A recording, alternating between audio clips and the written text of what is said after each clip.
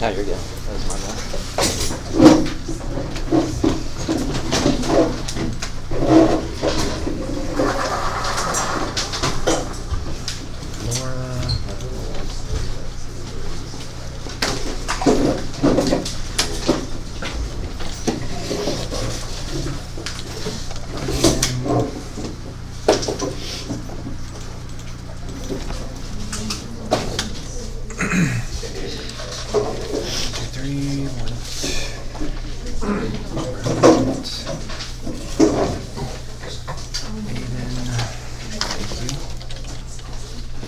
Okay, it is time for us to get started here, but I think our bells are turned off. So, first thing is, if you did not remember to turn in the finished book assignment, number 101 in the Google Classroom, please put your name on it and give me the hard copy before we get going here. Our class is pretty much going to be in two halves today, where the first half we are going to finish up number 98. So that is one that we have looked at once or twice already and done a little bit on, but I would like to do the rest of those for you for some more examples. And then the other half of class should be focused on 102.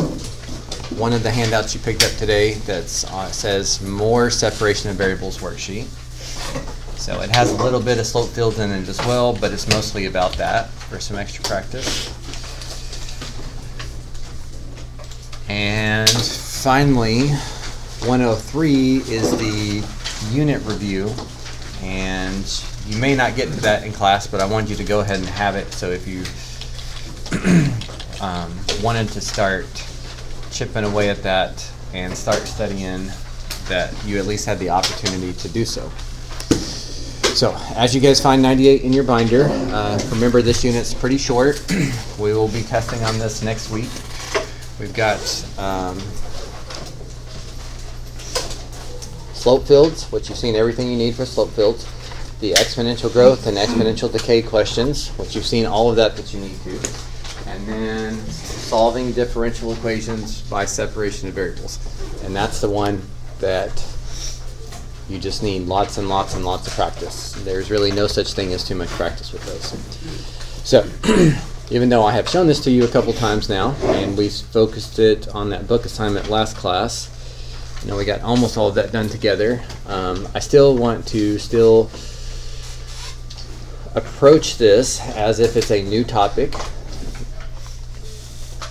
And so, again, hopefully this sounds familiar to you.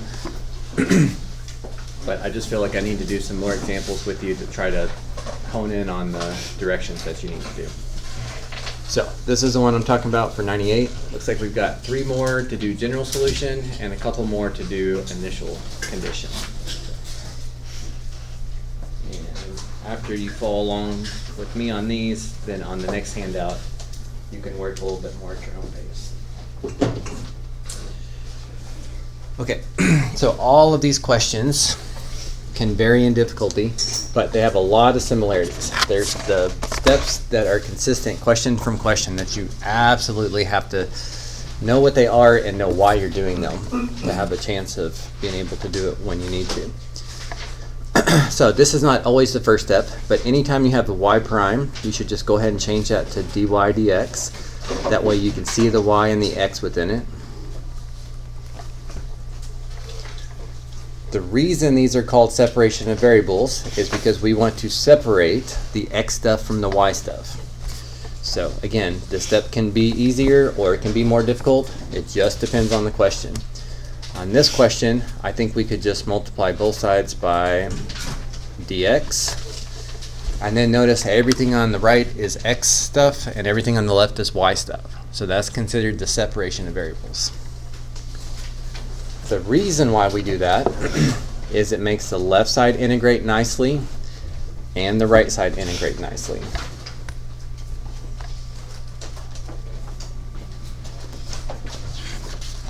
It's fancy paper. Okay, same thing. The integration can be easier, it could be harder. The hardest it could be would be u substitution. But most of the time it's not going to be that. It's going to be stuff that we could do quickly in our head. This guy, now you can use u substitution here, but this is only one step of chain rule, so I'm going to avoid u substitution. I know that if I take sine of pi x, the derivative of sine something is cosine something, except what else would this create if I took its derivative? Pi. Right, because a chain rule is going to create a pi that I don't want to be there, so I'm just going to divide by pi. That's the same thing you would get with u substitution. If you feel more comfortable with u substitution, then just do u substitution. And we could have an unknown constant on the left and an unknown constant on the right, but we'll just combine those to a single unknown constant. And then finally, the last goal of all of these questions is we're trying to figure out what the original function was. So solve for y by multiplying everything by 2. This is still going to be c, because an unknown number times 2 is still an unknown number, and undo a square with the square root.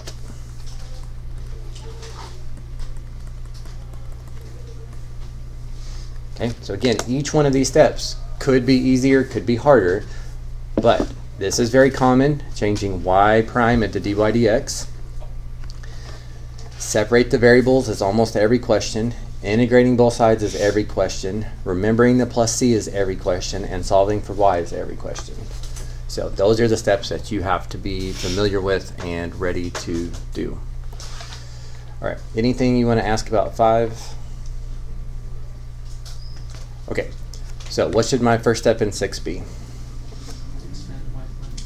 Okay, rewrite y prime.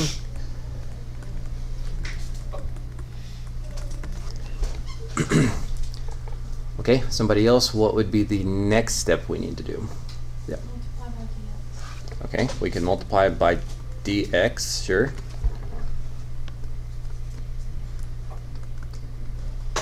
And what else? X squared minus 16 on the other side. Right, so you want to divide this over also. Okay, so you guys are being even more specific. I was just going for separate the variables. Lots of x stuff on the right, basically nothing y on the left, but there is the dy. The whole purpose of doing that is integrating 1 dy is easy, and integrating this mess, I don't know that you would call it easy, but we at least have a process that we could do that. So I'm going to do u substitution just to be careful here. So I'm going to pick u to be the stuff under the square root, which makes du be 2x dx. Bless you. I need it to be 11x dx. So I want to divide by 2 and multiply by 11.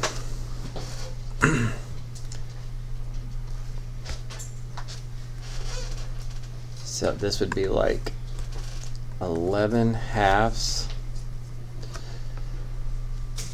1 over the square root of u du. And to integrate this, I'm going to rewrite with the exponent rules. This is like u to the negative 1/2.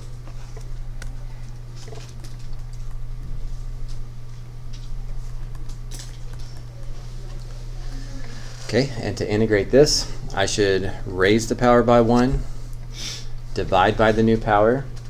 Dividing by 1/2 is the same as multiplying by 2. Change this at 11 half to just be 11. I'm going to move the plus c over here, and then instead of saying u, we should put what u is equal to. Now again, I know u substitution is one of those skills that it just takes a long time before you feel fully comfortable. I hope you feel fully comfortable because it's going to be on your AP test several times. But you can always take a moment, take the derivative of this, do the chain rule, and you can see if it comes out to be that if you're unsure. Okay, and then last step is always to solve for y, but this one was already solved for y, so we didn't even have to do anything for the last step. So same step as last question, but some of it was easier, some of it was harder. Solving for y was easier. Separating the variables was probably a little harder. The integration was definitely harder because of u substitution, or at least longer, if not more difficult. So, okay, anything you'd like to ask about number 6? Frankie, you have a question? No, I'm good, but Okay. thank you. Okay, one more of these, and then we'll talk about when we have a particular solution and we can solve for C. So again, I can't change when the steps are more difficult than others, but the process has to become very familiar to you. If it's a y prime, do dy dx like the last 3 questions. Unless the variables happen to be separated already, you've got to separate the variables like the last 2 questions. You're separating the variables so that you can integrate both sides like the last 2 questions.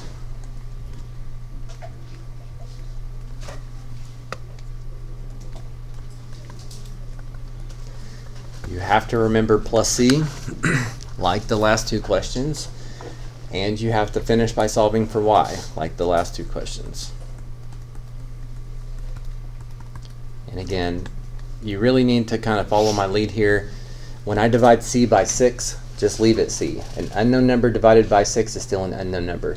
The reason why you need to do that is because that's how they're going to do it in multiple choice. So you can be more specific if you want to, but it might cause you issues. And then of course, undo square with square root.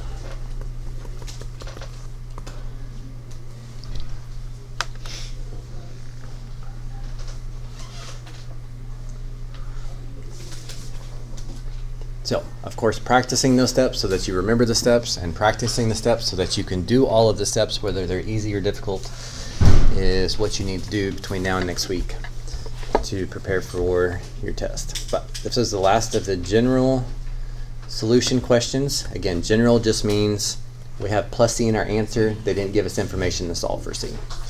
So, is there anything about 7 before we look at the other type? Okay.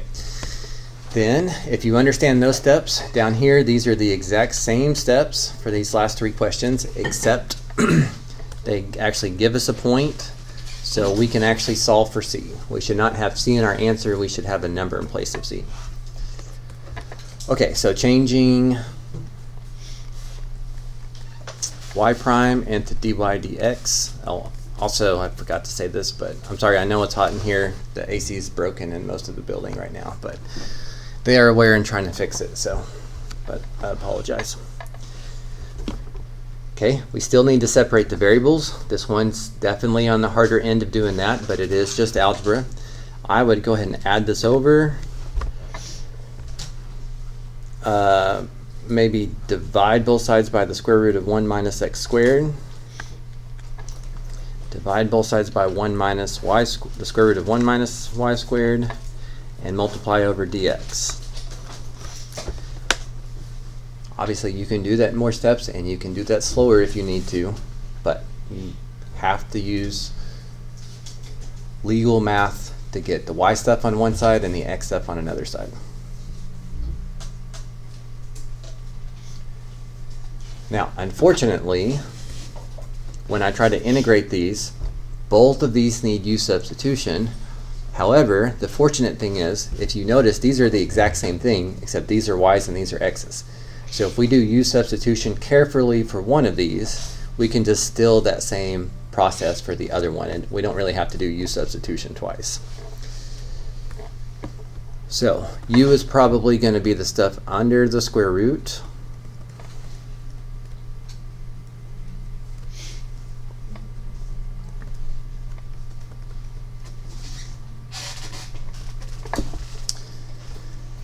So if I rewrite this, this would be like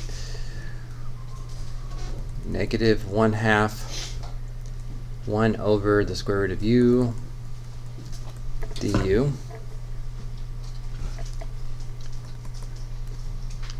So we can raise the power by 1, which makes it to the 1/2.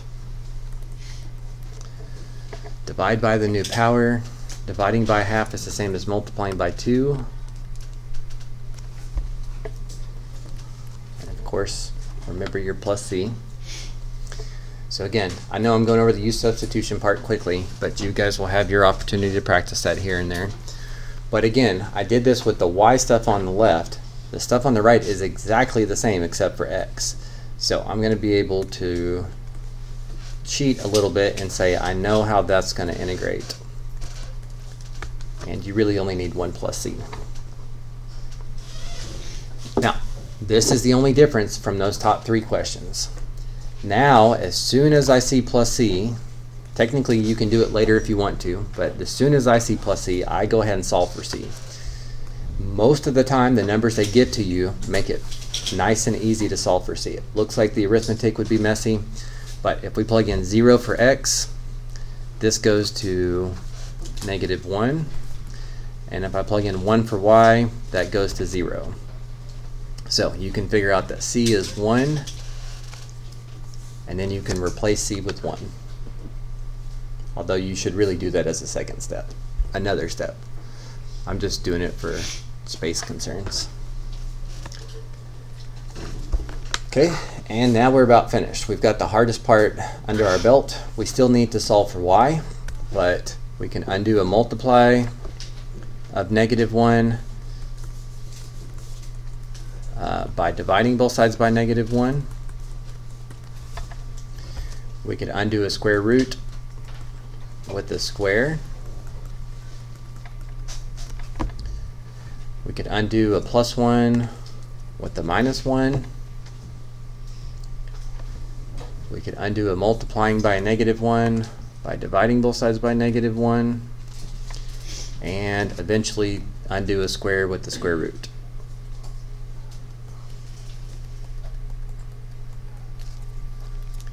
So my answer starts to get messier and messier, but that doesn't really change the difficulty of the question.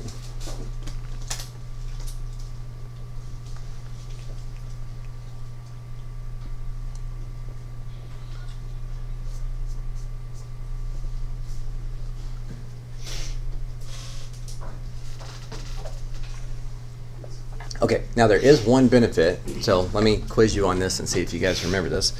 There is one benefit to these question types compared to the question types on the top.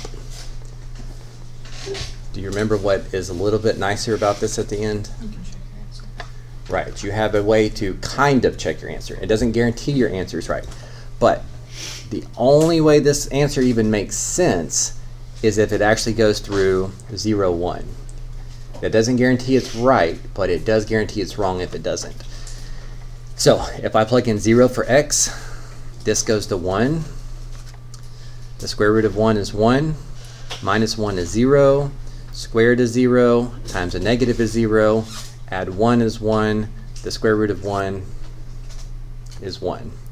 So the fact that that 0, 1 satisfies that function in the end means that that is probably correct, because it would be a weird coincidence for it to work and still be wrong. So it's a little bit more of a pain to have to solve for c, but it does also give you a little bit more security at the end if you're willing to check it. Okay, I think the next one is a little bit easier, although it does have an algebra rule. By the way, these questions, I just stole these from your textbook. You guys did like the even questions in your textbook last time.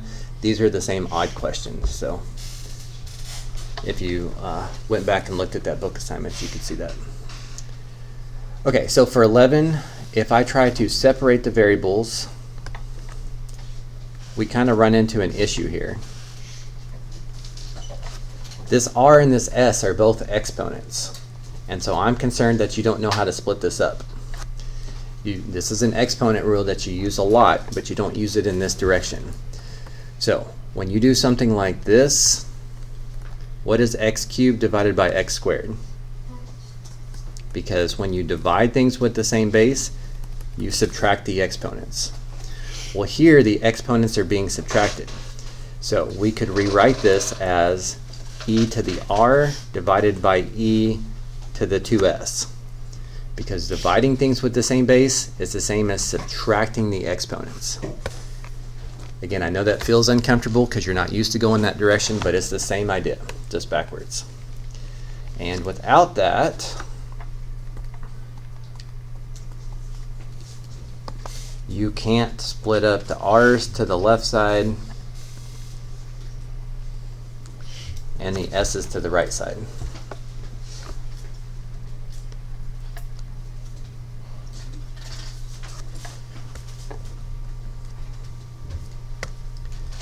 Okay, now it's separated, so I'm going to rewrite this.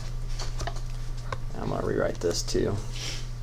And again, I am not discouraging you from using U substitution, but both of these have only one step of chain rule, so I'll kind of show you how my thought process is, just because it's a little quicker to me. If I need to take the derivative of something and I need an e to the negative r, then I definitely need what?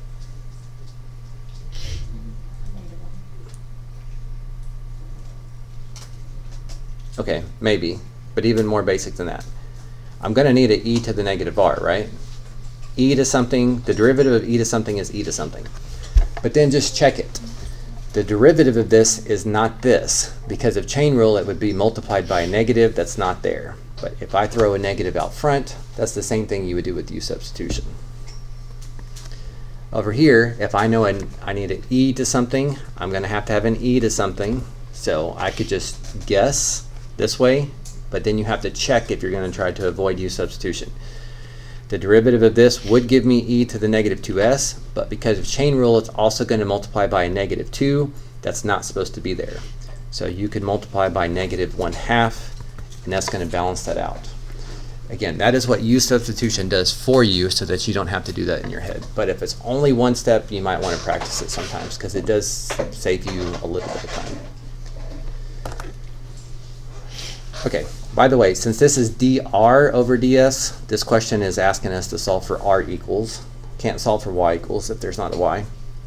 But it looks like 0, 0 is how we're supposed to solve for c. So if I plug in 0 here, I get negative 1. Anything to the 0 power is 1. If I plug in 0 here, I get 1 because anything to the 0 power is 1. And then I could add this over. Looks like c would be negative 1/2. Wherever you started solving for c is where you better plug c into.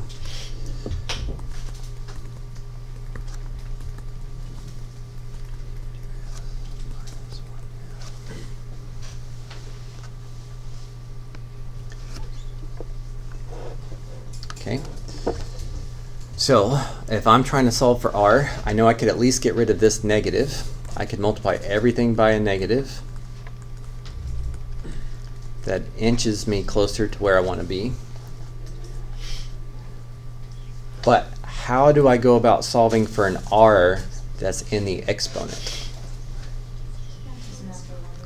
Very good. Logarithms, the thing that is special about logarithms is that they can solve exponential equations. So you could take the natural log of both sides as one option. And you have to remember 2 logarithm properties, but you need to know these logarithm properties for other stuff anyway. An exponent on something you're taking the log of can come down out front. And the natural log of b is just 1. The right side is messy, but I also just don't care. It's fine. Just leave it a mess. Multiply both sides by a negative and you should be finished.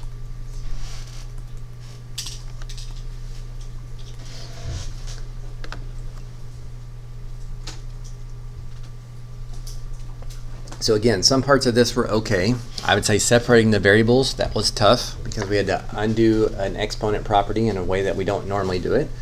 But solving for c was pretty easy. and solving for r at the end wasn't terrible, and the integration wasn't too bad either. So it's just going to change question to question. Okay, so that's the next to last one that we'll talk about up on the board this morning. So anything specific about that one you want me to address again? Okay, so one more. I'm running out of space here, so I'll go over here. Okay, so this question has capital T's, little t's, and k.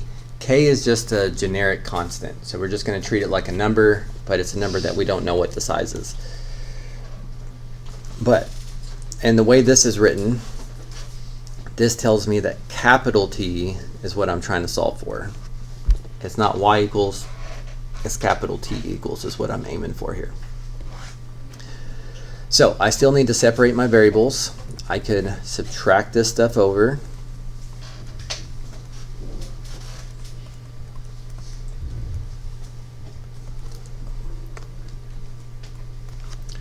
And then I could divide both sides by capital T minus 70.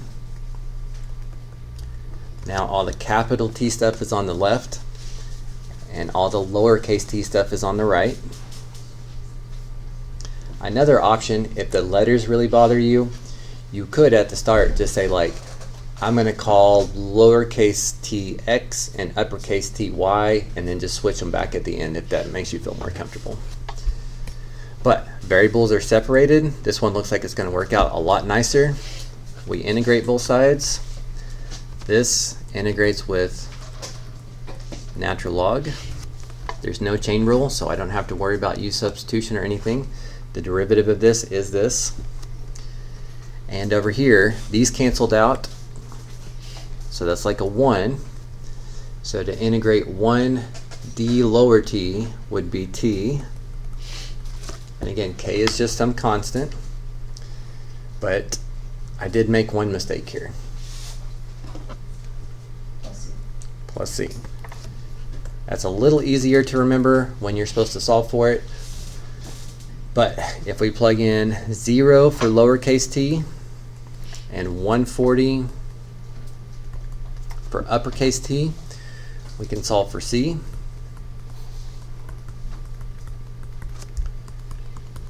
Plug that back in wherever you started solving for it.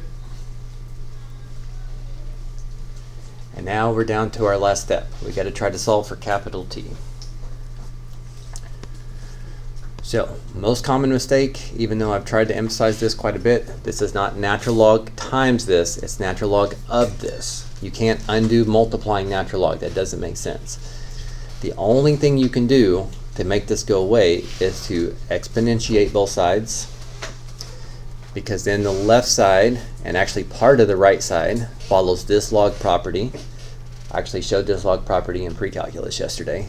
Unfortunately, they don't get to see why they need to know it, because they don't have to do anything this complicated. But e to the log base e of some stuff is just going to become the stuff. That's the whole point of doing the exponentiating. And I'm going to split these two up. This is like e to this times e to this. The reason I'm saying times is because when you multiply things with the same base, it's like adding the exponents. Once again, you're used to going this direction, but in this case, to split them up, we want to go the opposite direction. Why do you think I wanted to split this up like that? You can solve e at 170. Right, this now matches this pattern again, and this just comes out to be 70. So that is significantly better looking. So they're going to do that to you on multiple choice. Even though these don't show up as multiple choice often on your AP test, your test will have a couple multiple choice. Okay, and then finally, you do need to remember to be careful about these absolute values. T minus 70 could equal this, or it might equal the opposite of this. The same way we talked about this in your notes, X might be 2, but X might be negative 2. We don't know if it's equal to the other side or equal to the opposite of the other side. The only way to know is to check this point again. It's supposed to go through 0, 140. So if I plug in, well, let me just drop the absolute value sign for a second. But if I plug in 140 over here, I get 70. And if I plug in 0 over here, I get 70. Since that works, that means I want this side, not the opposite of that side. I don't want to change anything. So this time the absolute value signs can just go away. And finally undo subtract with add.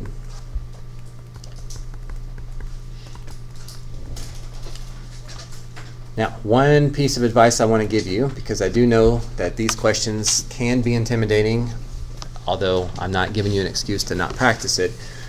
But one of the things we'll do next class is we will look at a past FRQ where part of the FRQ has you do one of these, and you will see that they are very generous with the scoring. Typically on these question types, they'll give you 1 point if you just separate the variables correctly. They give you 1 or 2 points for integrating correctly.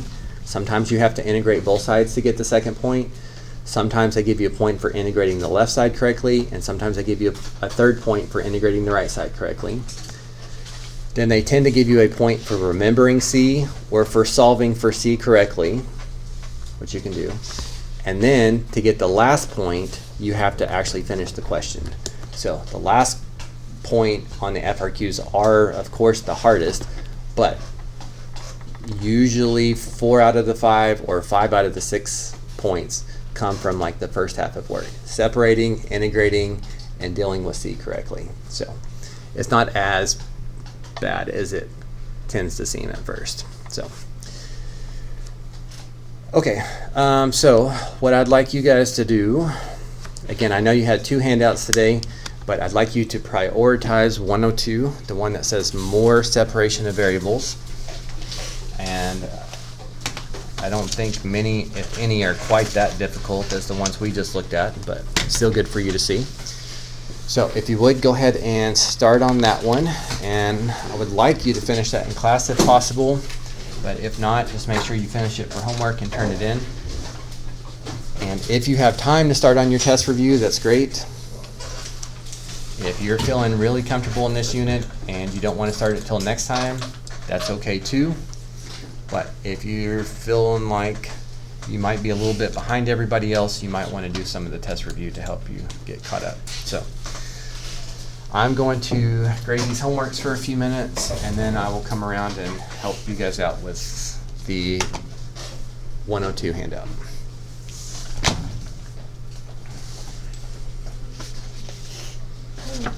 I was sick Thursday and Friday, so I didn't get to do this in person.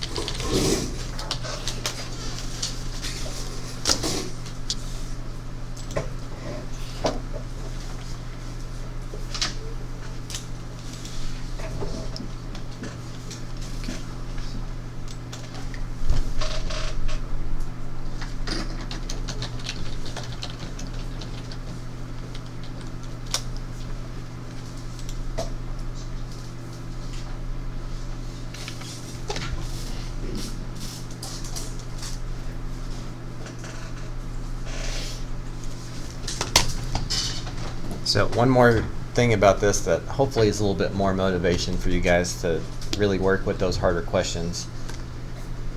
Of course, I don't know exactly what's going to be on your AP exam, but I can tell you that separation of variables has been part of an FRQ the last 2 or 3 years in a row. So I would anticipate it being part of an FRQ this year too. It always gets scored either 5 or 6 of the 9 points. And while 5 or 6 points doesn't sound like a lot, and the cutoff scores for your AP exam changes year to year just depending on what the average score is. I don't know what year this was, just a handful of years ago. But out of 108 points total, you only had to have 38 points to get a 3 that year. So if 5 or 6 of them could be this one skill, that goes a long way towards your 38 points. So even though it's difficult, it is one that significantly boosts your chance of passing the AP exam if you can get it under wraps. So, by the way, that's about a 35%. So.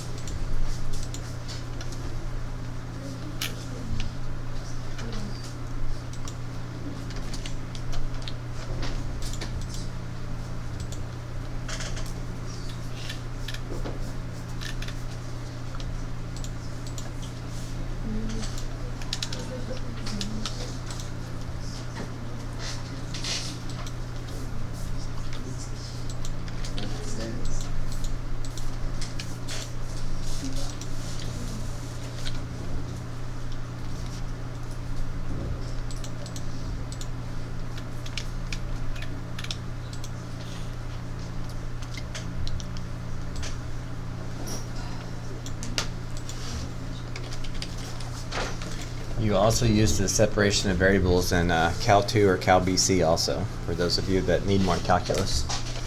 So.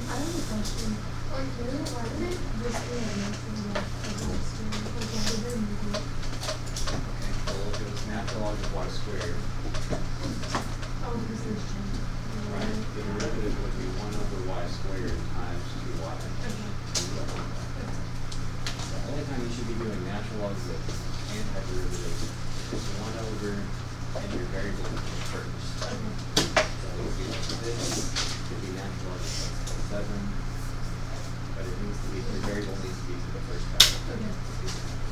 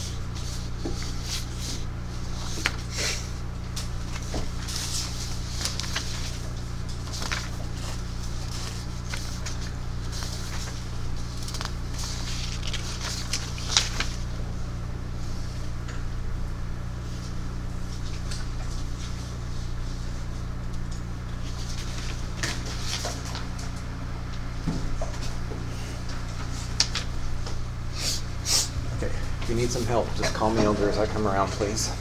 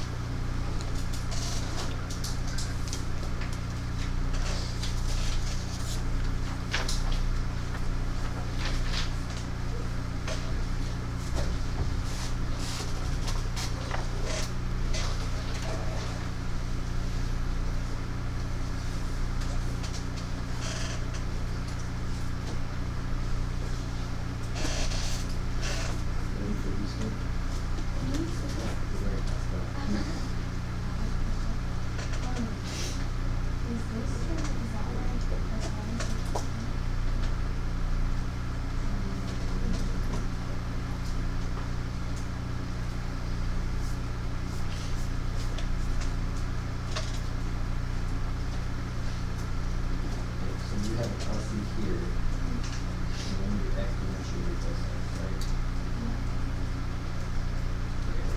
Well, then you really should have your LC up back here. So now you've got E to sine x, which you have times, you've got E to C. Right. So then it's going up here. Okay, your C is 3. Yeah.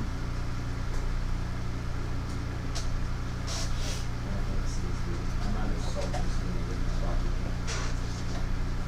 I would say split it up first. So you've got this times E to the C. That's the times E to the C. Now if we plug this in, that would be 3. This would be 0, 0. This would be 1. So C isn't 3. E to the C is 3.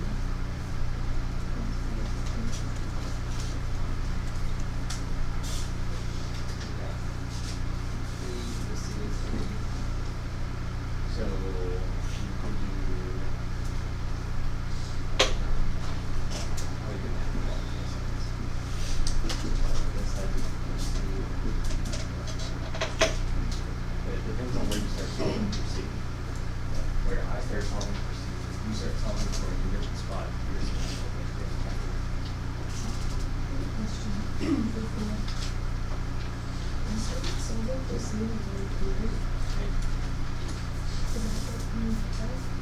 it's all for it. You need where you want to. You just need to be careful to plug back in where you started solving.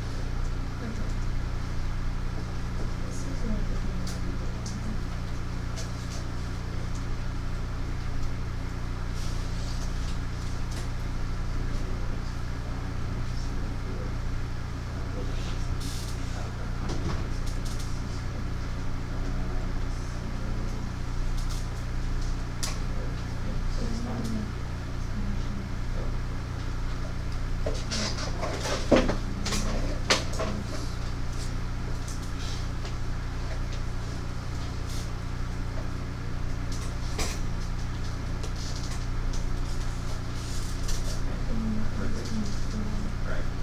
Yeah, and that's why you want to split it up.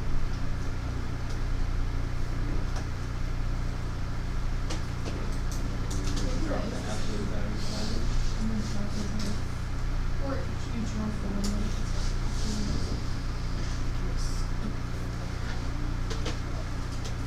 You have to try and make it like equal when you mix the opposite. Yeah, you have to plug in that point again.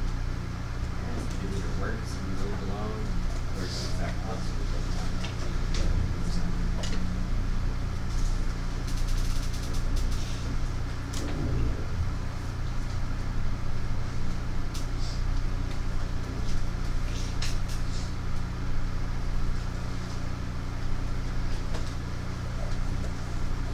Also, the back has a couple slope fields if you want to jump around for some variety.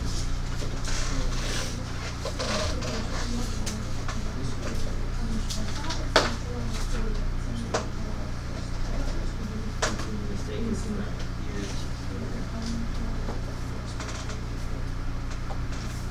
So,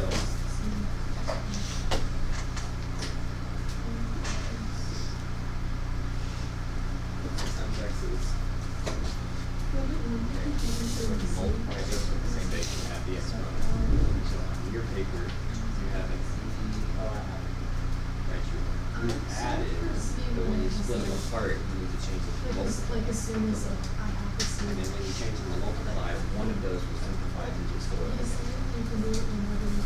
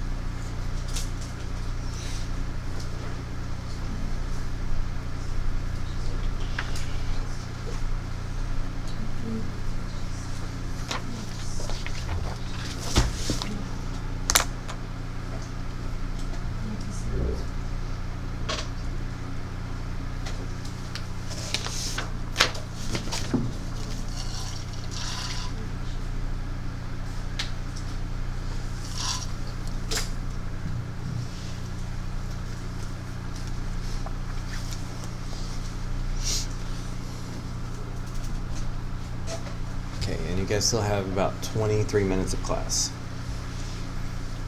Today's bell schedule, you're out at 12:30.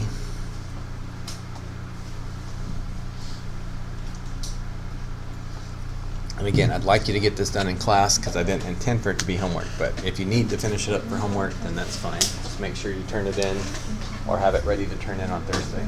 Doing okay? Doing okay?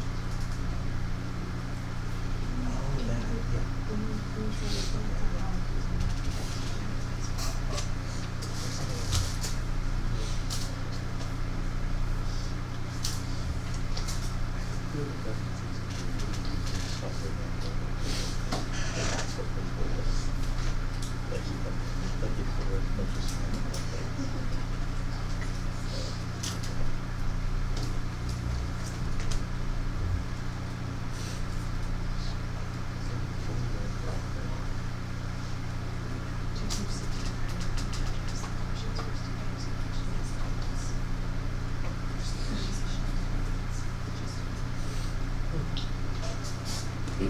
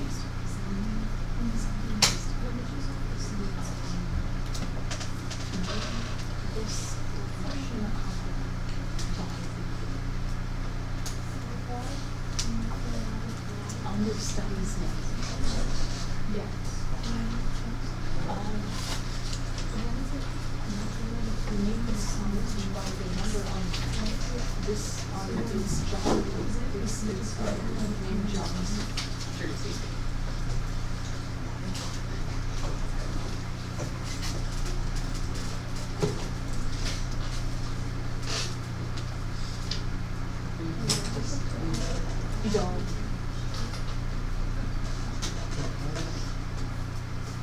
You just hope for the best. Well, also, over the weekend. Well, Tuesday, you did Tuesday 5. I know. So, 5 people in total, as much as possible. That doesn't have to be everything, just one the other. really?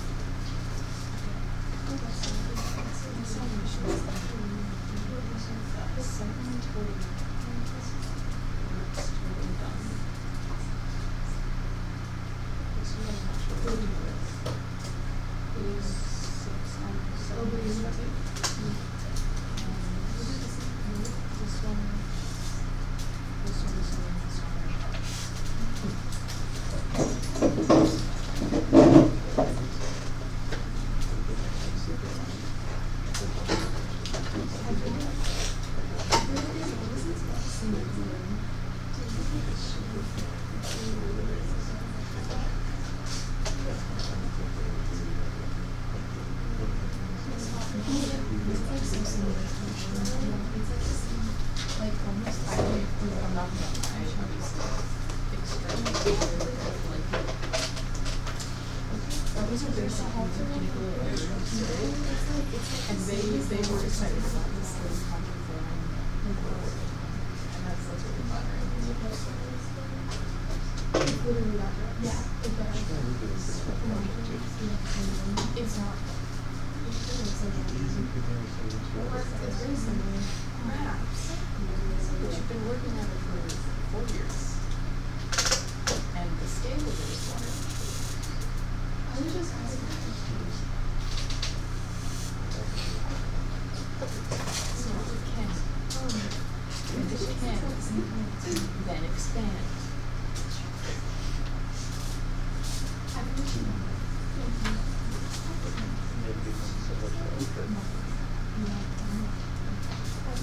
Get the important bits done first. So the thing is cohesive. And then we can add to it. Maybe. Maybe not. We'll see. So we're just gonna be able to walk from one end to the other without getting lost in a mess that is water quality.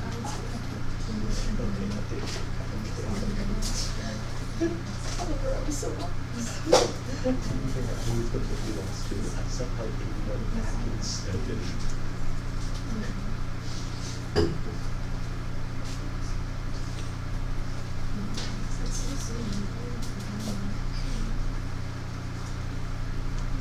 Thinking last night, maybe if at least do the music for you, since I realized there's a bunch of stars something right.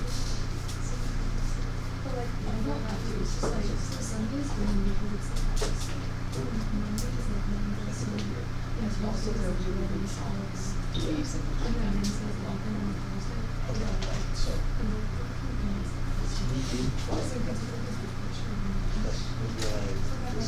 yes. We're probably going to have like a resource map that plays Yeah. like the maps that really matters that the resource map that plays in really different areas. But they didn't find the blocks we were going to do. I used to it's what it is.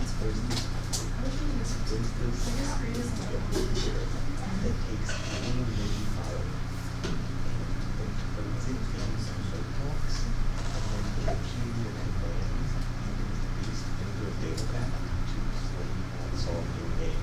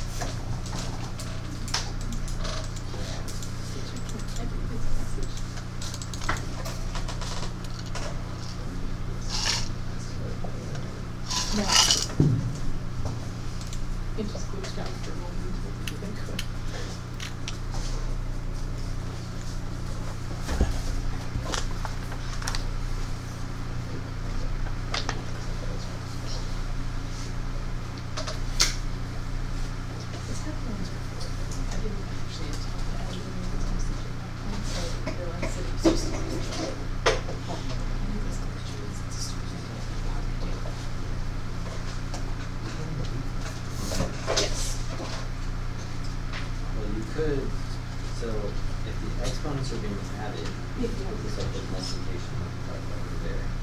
So if the exponents are subtracted, you can do division. Yeah, you can do e to the natural that's divided by e to the natural. And then that's just divided by 2, so assuming the rest of it. Actually, I should say, I can't do it next, so we're gonna have to. Yeah.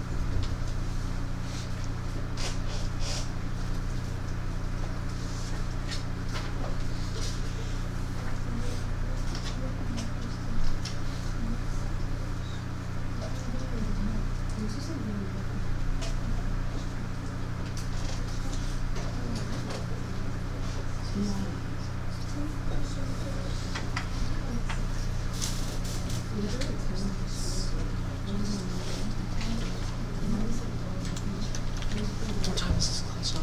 12:30. So I guess I should warn you all.